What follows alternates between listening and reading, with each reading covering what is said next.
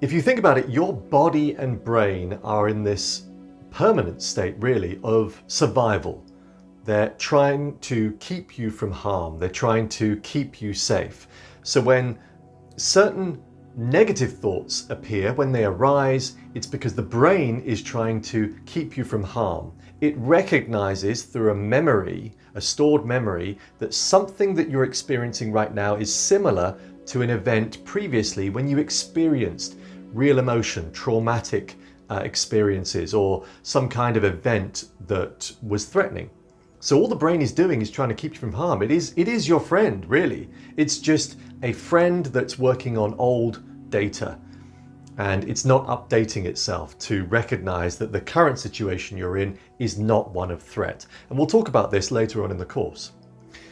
So let's think about our bodies in this perfect state of trying to keep you in survival. Another good example is your immune response.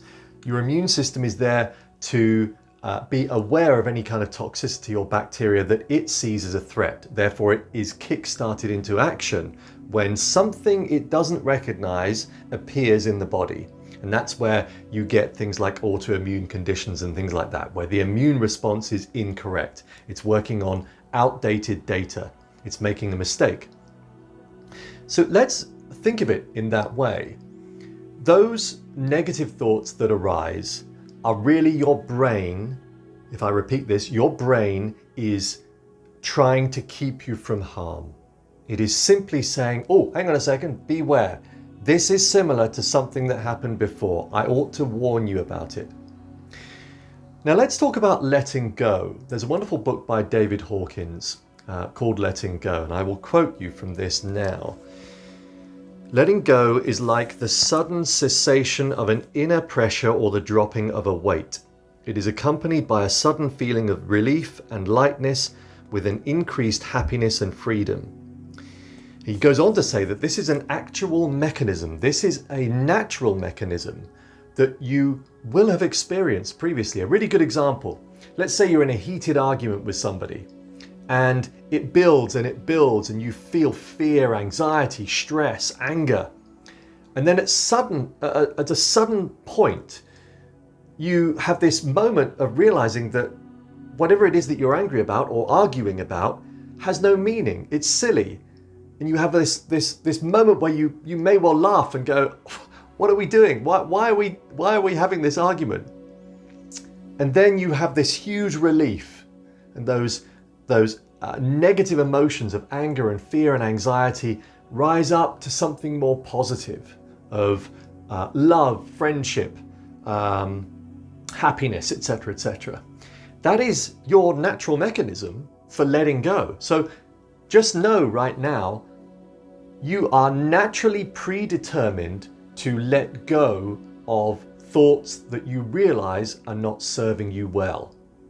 So when you think about these negative thoughts that you do experience, like we all do, it is possible and very easy to let them go. And all you do is you let that emotion rise inside you, and you feel it and you experience it, but you don't judge it and you don't try and suppress it. And what happens is, oddly, although it sounds counterproductive and counterintuitive, that allowing of the emotion, in other words, rather than what I would have done in the past, told it to F off, or would have said, no, stop, I don't want this anymore, and tried to suppress it inside, we are going to come up actually later on in this course with another technique for this that does actually have you talk to yourself in that kind of stop fashion. But there's another technique that goes with it that helps to redirect that thought, but we'll come to that later. All I want you to do now is just to think about when you next experience that negative thought. I just simply want you to experience it, live it, feel it in all its negative glory, and you will find that it disappears because you haven't tried to fight it. In other words, yeah, it's almost like you're saying, yeah, come on, keep going, keep going, keep going. But you're not judging it. This is the point. You allow it to happen, you don't judge it, and then it disappears because you're not fighting it. So the next time you experience that, I'd like you to try it. And then I'd like you to repeat that again, because we all experience these negative thoughts.